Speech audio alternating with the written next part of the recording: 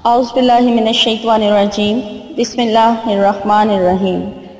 السلام علیکم۔ حضرت ابو سعید خدری رضی اللہ تعالیٰ عنہ روایت کرتے ہیں کہ رسول اللہ صلی اللہ علیہ وآلہ وسلم نے ارشاد فرمایا، ابو سعید، جو اللہ تعالیٰ کو رب ماننے اور اسلام کو دین بنانے اور محمد صلی اللہ علیہ وآلہ وسلم کے نبی ہونے پر راضی ہو تو اس کے لیے جنت واجب ہو جاتی ہے۔ حضرت ابو سعید رضی اللہ تعالیٰ عنہ کو یہ بات بہت اچھی لگی۔ انہوں نے عرض کیا، یا رسول اللہ، دوبارہ ارشاد فرمائیے۔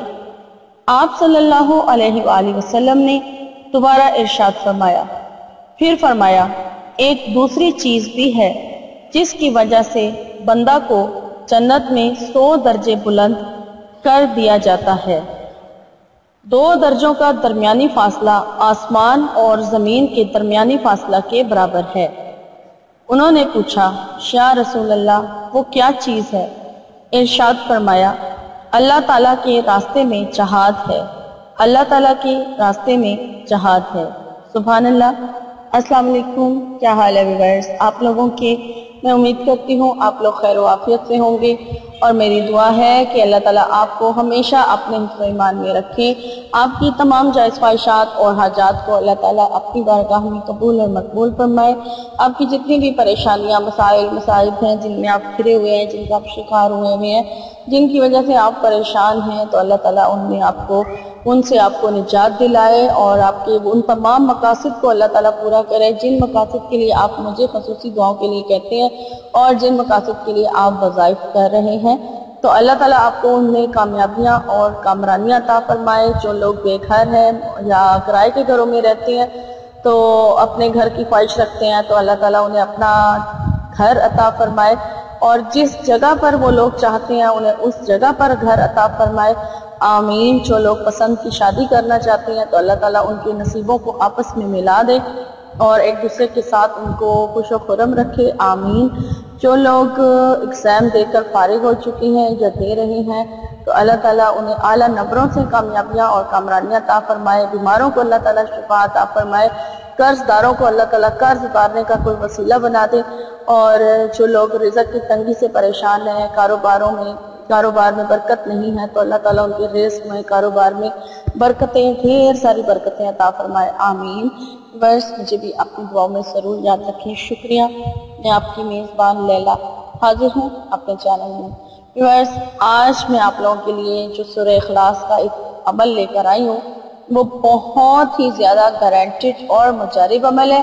انشاءاللہ تعالیٰ اس عمل کی برکت سے آپ جس مقصد کے لیے بھی اس کو پڑھیں گے، چاہے آپ نوکری کے لیے پڑھیں، چاہے پسند کی شادی کرنے کے لیے پڑھیں، یا ویسے شادی کے لیے پڑھنا چاہے پڑھیں، یا اگر آپ اپنا گھر بنانا چاہتے ہیں اس مقصد کے لیے کریں، یعنی کہ آپ کا زندگی کا کوئی بھی مقصد، کوئی بھی آپ کو حاجت ہے جو پوری نہیں ہو پا رہی ہے، اگر آپ پورے یقین کے ساتھ اس عمل کو کر لیں گے تو انشاءاللہ تعالیٰ وہ حاجت آپ کی ضرور پوری ہوگی۔ لیکن اس کے ساتھ ساتھ کچھ باتوں کا خیال رکھنا ہوگا، وہ میں آپ کو بعد میں بتاتی ہوں۔ پہلے میں آپ سے اپنے چینل کے لیے ریکویسٹ کرتی چلوں کہ میرے چینل کو جو لوگ پہلی بار دیکھ رہے ہیں، وہ میرے چینل کو سبسکرائب کر لیں۔ سب سے پہلے سبسکرائب کریں، پھر بیل آئیکن پریس کریں، تاکہ ویڈیو کا نوٹیفیکیشن اپلوڈ ہوتے ساتھ ہی سب سے پہلے آپ لوگوں کو مل سکے، اور میری ویڈیوز کو لائک ضرور کیجئے تاکہ میری حوصلہ افزائی ہو جائے، اور کمنٹ کر کے مجھے بتا دیں کہ میری ویڈیوز آپ کو کیسی لگتی ہیں، اور ویڈیو کا لنک جو ہے ضرورت مند لوگوں کے ساتھ شیئر کر کے نیکی کے اس عمل میں میرے ساتھ ضرور شامل ہوں، تاکہ آپ کو بھی ثواب ملتا رہے اور مجھے بھی ثواب ملتا رہے۔ شکریہ۔ اور ویورز، چلے پھر میں آپ کو بتا دیتی ہوں کہ سورہ اخلاص کو آپ نے کس طریقے سے پڑھنا ہے، ٹھیک ہے؟ یہ عمل کس طرح سے کیا جائے گا وہ میں آپ کو بتا دیتی ہوں۔ اس کی اجازت پہلے میں بتا دوں کہ اس عمل کی اجازت عام ہے، ٹھیک ہے؟ اس عمل کی اجازت عام ہے، اس کے لیے آپ کو اجازت لینے کی ضرورت نہیں ہے۔ اور عشاء کی نماز کے بعد، جب آپ عشاء کی نماز ادا کر لیں، عشاء کی نماز ادا کرنے کے بعد اس یعنی پوری اگر آپ وطر جو ہے وطر نماز کے بارے میں بھی لوگ پوچھتے ہیں کہ عمل وطر سے پہلے کرنا ہے یا وطروں کے بعد کرنا ہے، تو اگر آپ وطر نماز جو ہے وہ عشاء کی نماز کے ساتھ ہی پڑھ رہے ہیں، یعنی اکٹھی پوری نماز ادا کر رہے ہیں، تو پھر آپ عمل وطروں کے بعد کریں گے۔ لیکن اگر آپ وطر لیٹ پڑھتے ہیں تو پھر اس کا کوئی مسئلہ نہیں، آپ اس کو وطروں کو اس ٹائم پر پڑھیں جس ٹائم پر آپ پڑھتے ہیں، عمل آپ اپنا جو ہے وہ عشاء کی نماز کے بعد کر سکتے ہیں۔ تو آپ نے کیا کرنا ہے، سب سے پہلے حاجت کے 2 نفل جو ہے وہ ادا کر لینے۔ حاجت کے 2 نفل ادا کرنے کے بعد آپ نے 300 مرتبہ بسم اللہ الرحمن الرحیم پڑھنا ہے۔ 300 مرتبہ یعنی 3 تسبیحاں پوری آپ نے بسم اللہ الرحمن الرحیم کی پڑھنی ہے، اور جب آپ بسم اللہ الرحمن الرحیم کی تینوں تسبیحاں پڑھ لیں، اس کے بعد پھر آپ نے درود شریف پڑھنا ہے۔ آپ درود شریف پڑھیں، اور درود شریف آپ 3 بار پڑھ سکتے ہیں، 1 بار بھی پڑھنا چاہیں پڑھ سکتے ہیں، 3 بار، 5، 7 یا 11 بار پڑھ لیں، اور اس کے بعد پھر آپ نے 1 بار بسم اللہ الرحمن الرحیم پڑھنی ہے اور 1000 بار سورہ اخلاص کو پڑھنا ہے۔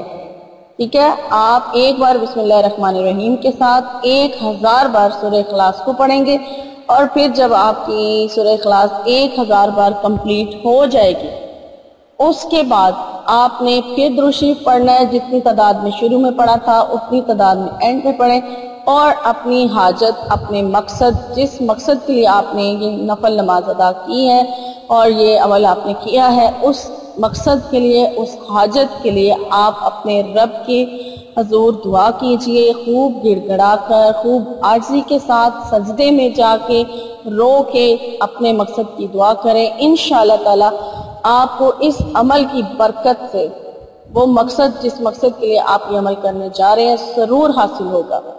میری دعا ہے کہ اللہ تعالیٰ آپ کے اس مقصد کو قبول فرمائے جس مقصد کے لیے آپ یہ عمل کرنے جا رہے ہیں۔ اور اینڈ پر میں آپ کو یہ بتاتی چلوں کہ اس عمل کی جو مدت ہے وہ 10 دن کی ہے۔ یہ عمل 10 دن لگاتار کرنا ہے، بغیر ناغے کے کرنا ہے، اور آپ کو اگر وظیفے کی سمجھ نہیں آئی ہے تو آپ ویڈیو دوبارہ دیکھیں، انشاءاللہ تعالی آپ کو اچھے طریقے سے سمجھ آ جائے گی۔ 1 بار نہیں سمجھ آئی تو 2 بار دوبارہ دیکھیں، دوبارہ نہیں سمجھ آئی تو 3 بار دیکھیں، آپ بار بار ویڈیو دیکھیں، آپ کو انشاءاللہ تعالی ضرور سمجھ آ جائے گی کہ میں نے کیا بتایا ہے آپ کو۔ اب میں نے آپ کو سب چیزیں بتا دی ہیں، مدت بھی بتا دی ہے آپ کو، میں نے اس کا ٹائم بھی بتا دیا ہے اور اجازت کا بھی ذکر کر دیا ہے، تو آپ لوگ ویڈیو بار بار دیکھیں تو آپ کو ان سب چیزوں کا پتہ چل جائے گا، اور وظیفے کا بھی۔ اور اینڈ پر جاتے وقت میں ایک اور حدیث جو ہے وہ آپ سے شیئر کرتی چلوں۔ حضرت عبداللہ بن عمر رضی اللہ تعالی عنہ فرماتے ہیں، ایک صاحب کا مدینہ منورہ میں انتقال ہو گیا جو مدینہ منورہ میں ہی پیدا ہوا تھا۔ رسول اللہ صلی اللہ علیہ وآلہ وسلم نے ان کی نماز جنازہ پڑھائی، پھر ارشاد فرمایا، کاش یہ شخص اپنی پیدائش کی جگہ کے علاوہ کسی اور جگہ وفات پاتا۔ صحابہ رضی اللہ تعالیٰ عنہم نے عرض کیا، یا رسول اللہ، آپ صلی اللہ علیہ وآلہ وسلم نے ایسا کیوں کہا، ایسا کیوں ارشاد فرمایا؟ آپ صلی اللہ علیہ وآلہ وسلم نے ارشاد فرمایا، آدمی جب اپنی پیدائش کی جگہ کے علاوہ کہیں اور وفات پاتا ہے تو جائے پیدائش سے جائے وفات تک کے فاصلے کی جگہ ناپ کر اسے جنت میں جگہ دی جاتی ہے۔ سبحان اللہ۔ تو ویورز، یہاں پر میری حدیث بھی ختم ہوتی ہے اور ویڈیو بھی ختم ہوتی ہے۔ امید کرتی ہوں میری آج کی ویڈیو آپ کو اچھی لگی ہوگی۔ اگر میری آج کی ویڈیو آپ کو اچھی لگی ہے تو میری حوصلہ افزائی کرنے کے لیے ویڈیو کو لائک کر دیجئے، اور میری انشاءاللہ میری نئی ویڈیو میں آپ سے ملاقات ہوگی۔ تب تک کے لیے آپ اپنا بہت سارا خیال رکھیے گا اور مجھے خصوصی دعاؤں میں یاد رکھیے گا۔ فی امان اللہ۔ اللہم صلی علی سیدنا و مولانا محمد، اللہم صلی علی سیدنا و مولانا محمد وعلی آلہ وصحبہ وبارک وسلم۔